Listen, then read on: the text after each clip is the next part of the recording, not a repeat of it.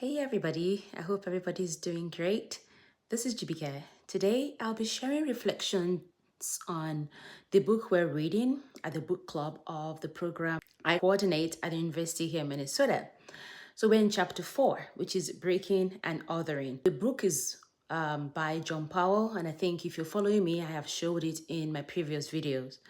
This chapter really hit close to home because I have witnessed othering in many forms, not just in the system, but in subtle daily interaction as an African immigrant.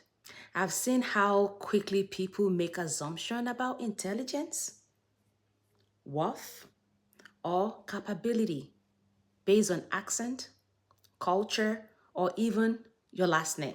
As a disability and mental health advocate, I've also seen how children and families are pushed aside simply because their ways of being does not fit into what is considered normal. That is breaking. And breaking is when society tells people they do not belong and forces them into silence, shame, or invisibility. What stood out for me most in this chapter is that othering is not always loud or hateful. Sometimes it is quiet, polite, and deeply embedded in how systems operate. It made me reflect on my own leadership as well, like not only on how I fight othering, but also on where I must be careful not to unintentionally perpetuate it. Bridging reminds me that we require courage, humility, and an active choice to expanding us. Not just invite others in, but build a new space together where we all belong. This chapter affirmed why I do the work that I do.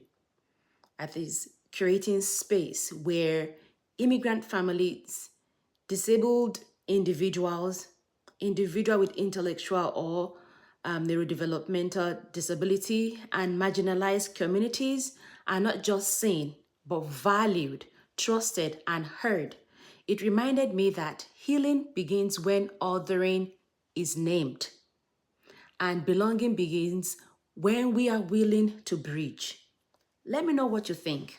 Until the next episode, stay healthy, eat your green, and bye for now. Bye.